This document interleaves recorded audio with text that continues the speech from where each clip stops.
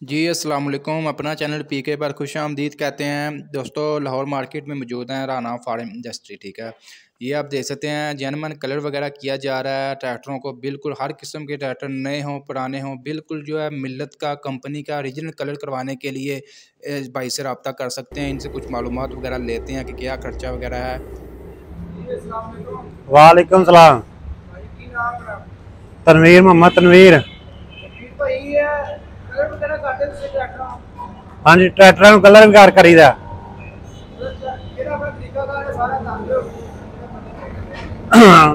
Tractor नवा हो lacquer मारना हो चमक वज जाती है, रंग नहीं घसदा।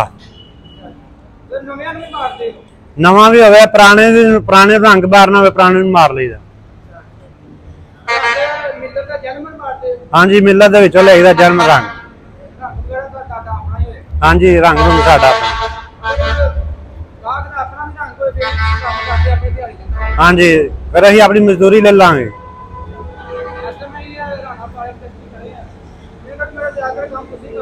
हाँ जी, इन्हां दा कंप्यूटर कराया, इनू रंग कर रहे हैं। जमीन लैवल करदा, इन्हां लैवल करना पानी घट लगदा। हाँ जी, इनू सबक रंग मारना। अस्तर लगा। हाँ जी, हाँ जी, जर्मन रंग मारांगे।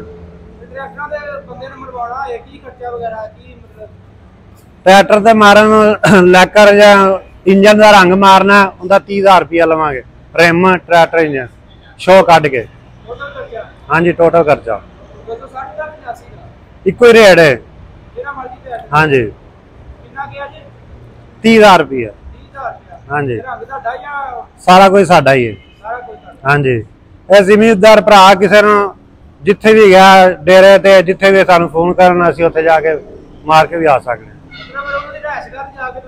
हाँ जी, उत्थे भी कर सकते हैं। हाँ जी, नाल समान लाए वो जिम्मेदारी देगा।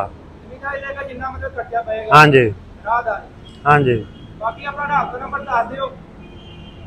नंबर 0307 46 60 187।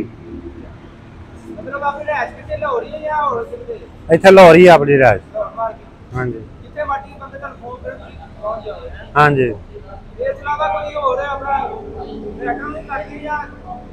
नहीं, ट्रैक्टर भी करीदा, जरी लाता जिन्ना भी समान इनू भी करीदा। हाँ जी।